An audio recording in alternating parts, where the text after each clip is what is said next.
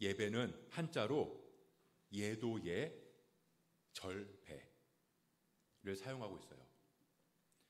예도를 갖춰서 절을 한다는 뜻입니다.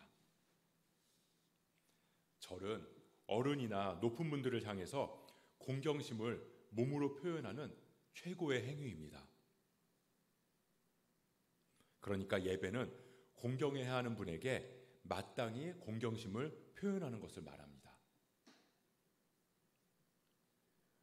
우리는 오늘 예배를 드리러 이 자리에 나왔습니다. 누구에게 예배를 드리러 왔나요?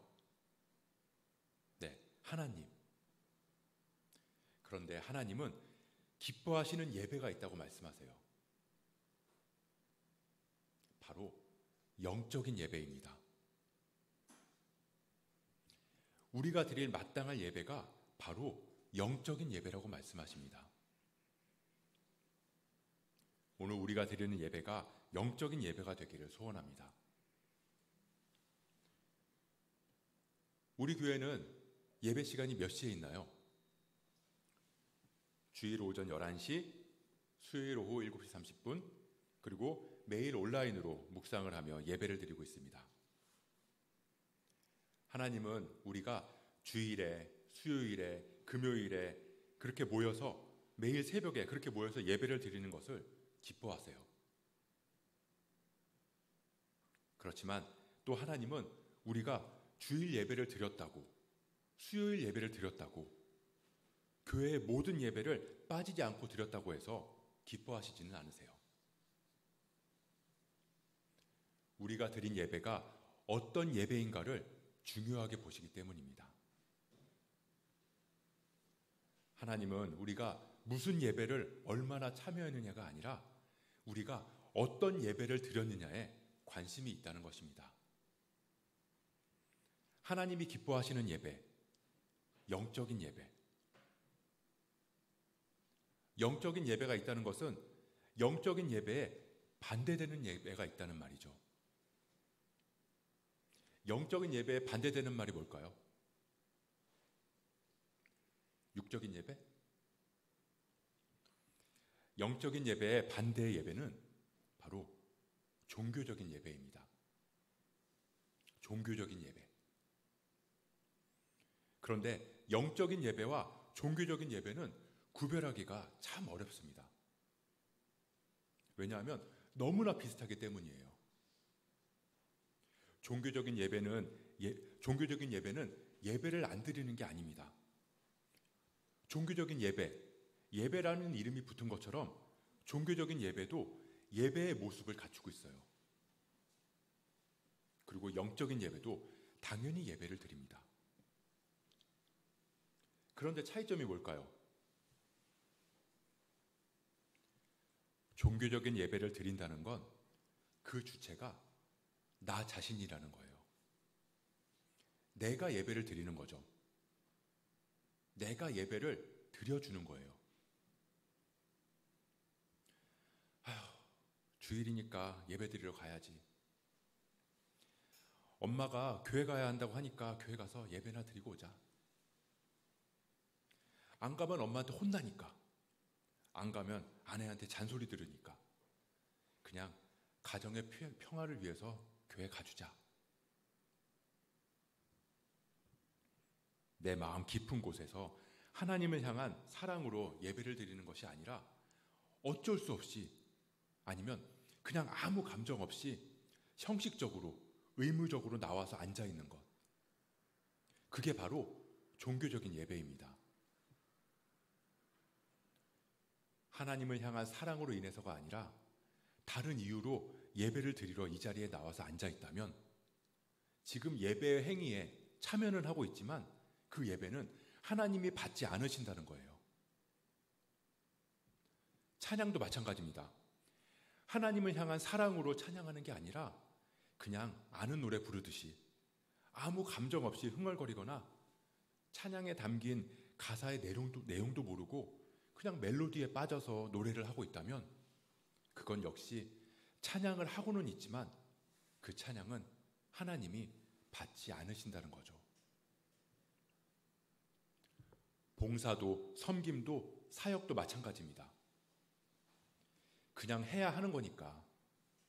직분도 있고 체면도 있으니까 그냥 자리 지키고 시간을 때우고, 그러면 아무리 열심히 낸다고 해도 그건 그저 종교적인 행위일 뿐입니다.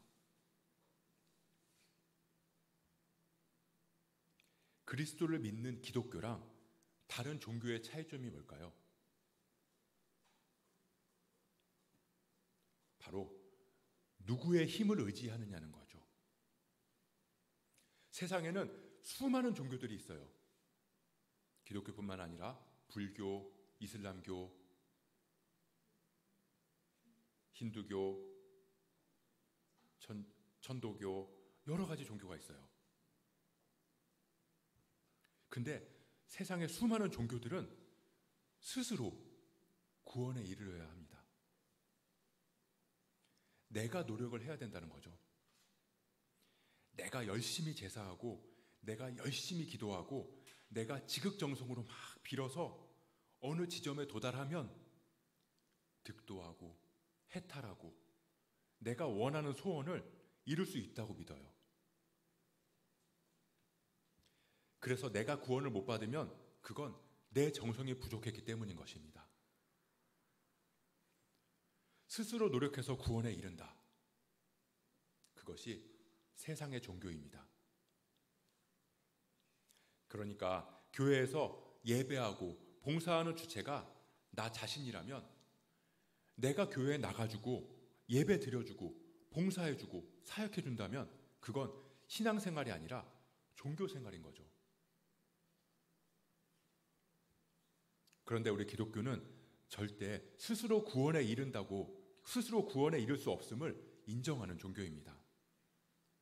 내가 잘해서도 아니고 내 행위로도 아니고 오직 예수님으로 인해서 구원받는 것, 전적인 예수님의 은혜로 우리는 주님이 십자가에서 우리의 모든 죄값을 지불해 주셨기에 구원을 얻을 수 있는 거예요. 그렇게 전적인 예수님의 은혜를 믿고 고백하는 사람들이 오늘 이렇게 교회에 나와 앉아 있는 것도 다 주님의 은혜이고, 찬양을 하는 것도, 기도를 하는 것도 다 주님의 은혜인 것입니다. 시간이 남아서 봉사하는 것도 아니고요. 물질이 남아서 헌금을 하는 것도 아니에요. 우리가 온전히 하나님을 의지해서 예수님을 바라보면서 이 자리에 나와서 예배하고 찬양하고 기도하고 그러는 것이 다 바로 종교생활이 아니라 신앙생활인 것입니다. 신앙생활은 철저하게 주님의 은혜를 의지하고 가는 거예요. 그것이 영적인 예배입니다. 하나님이 기뻐하시는 예배는 하나님의 은혜를 힘입어서 영적인 예배를 드리는 것, 그것임을 우리가 잊지 말아야 합니다. 요한복음 4장 23절, 24절을 함께 보겠습니다. 아버지께 참되게 예배하는 자들은 영과 진리로 예배할 때가 오나니 곧 이때라. 아버지께서는 자기에게 이렇게 예배하는 자들을 찾으시느니라. 하나님은 영이시니 예배하는 자가 영과 진리로 예배할지니라. 그리고 영적인 예배를 드리는 사람을 하나님은 찾으신다고 말씀하세요. 하나님 앞에 예배하지 않을 수 없고 찬양하지 않을 수 없는 그런 예배자를 말이에요.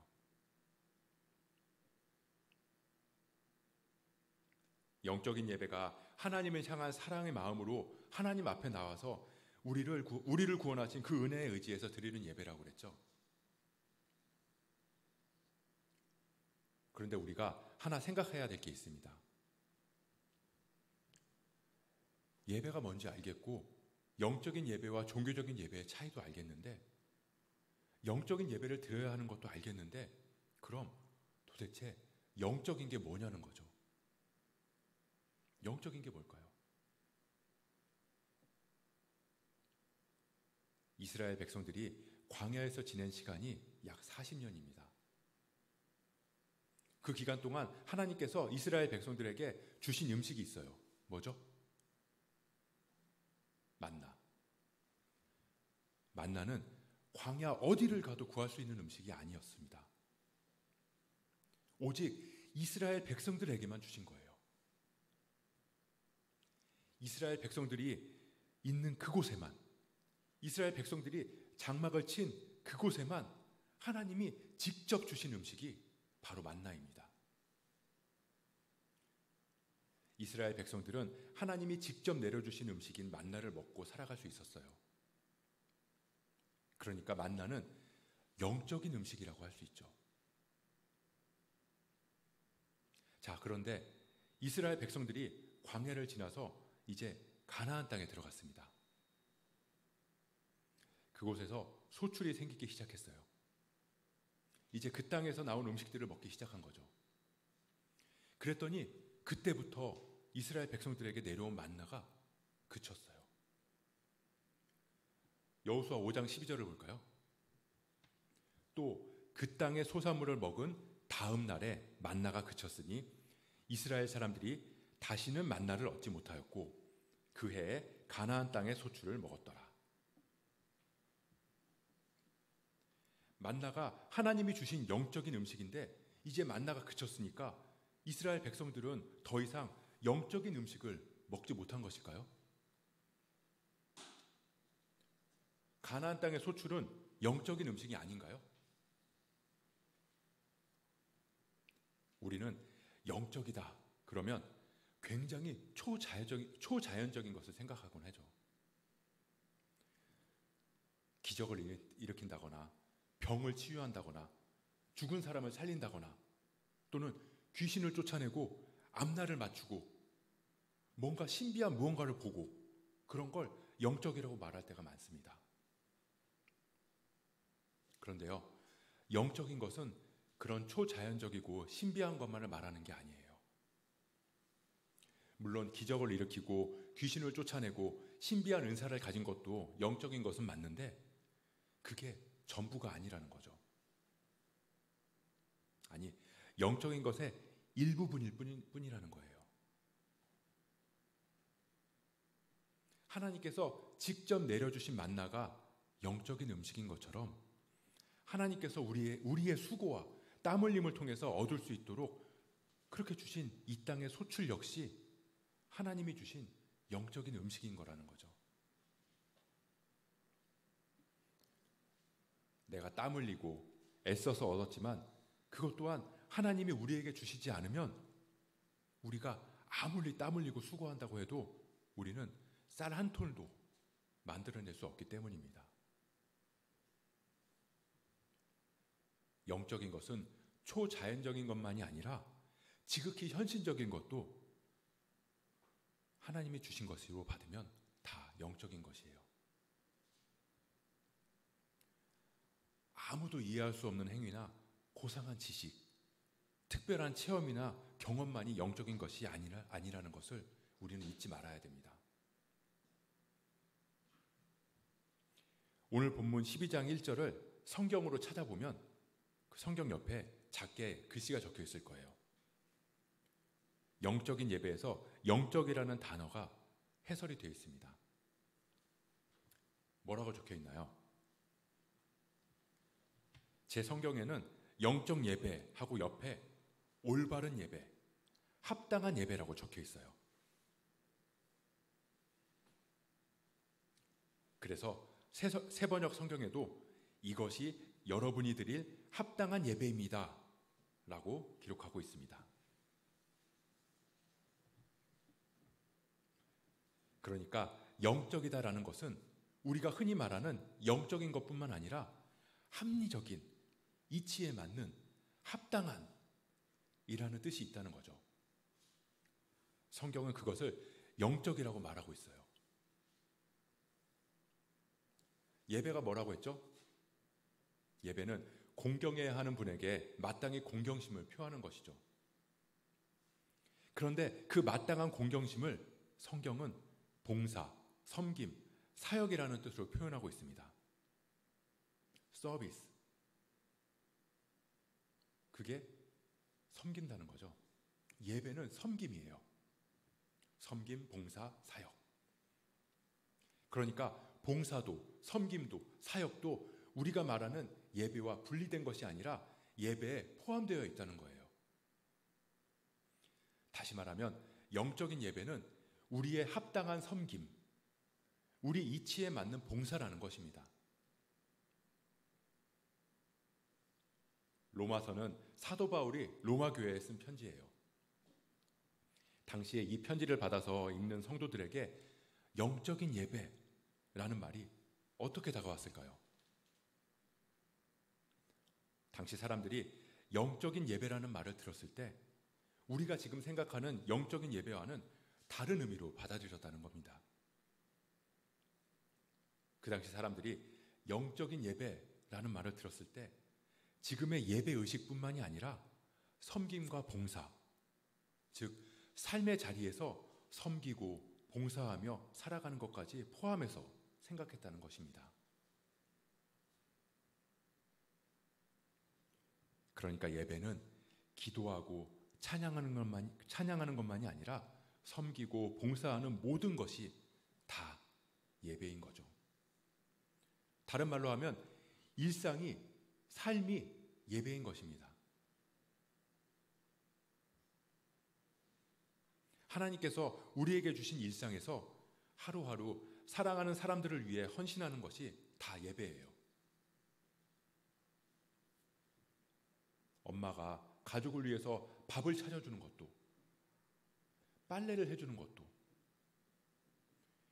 필요한 도움을 주고 어리고 약한 사람들을 배려해주고 아프고 슬픈 사람을 위로해주는 것도, 거기까지 연장되는 것이 하나님이 기뻐하시는 영적인 예배에 다 포함된다는 것입니다.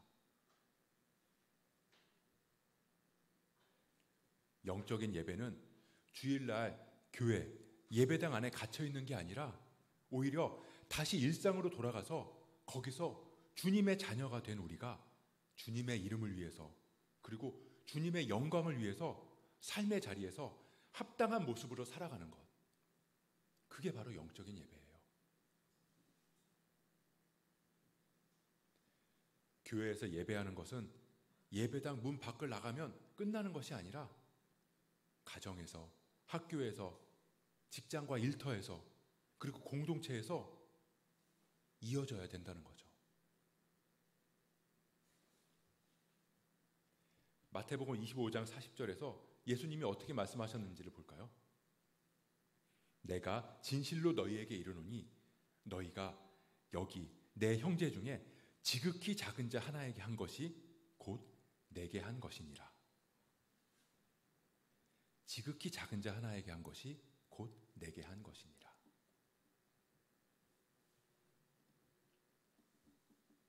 지극히 작은 자에게 뭘 했는데요? 이 말씀의 앞에 구절들을 보면 내가 배고플 때 음식을 주었고, 목마를 때 마실 것을 주었고, 나그네 되었을 때 영접해 주었고, 병들었을 때 돌봐주었다고 말씀하세요. 여기 있는 형제 중에, 우리의 이웃 중에, 우리의 가족 중에 지극히 작은 자에게 한 것이 나에게 한 것이다. 하나님은 예배의 행위 자체를 기뻐 받으시는 것이 아니라 너희 곁에 있는 지극히 작은 자, 너희 곁에 있는 사람들을 보살피고 도와주고 위로해주고 그리고 사랑으로 품어주는 것, 그것을 영적인 예배로 기뻐 받으신다는 것입니다.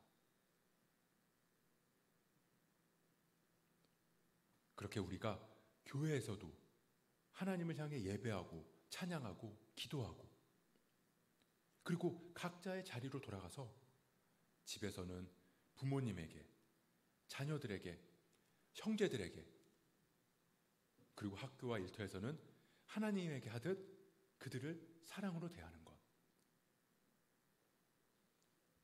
그렇게 우리가 하나님이 기뻐하시는 거룩한 산 제물로 우리를 드리는 영적인 예배, 그렇게 진정한 예배자로 살아가는 우리가 되기를 주님의 이름으로 축복합니다.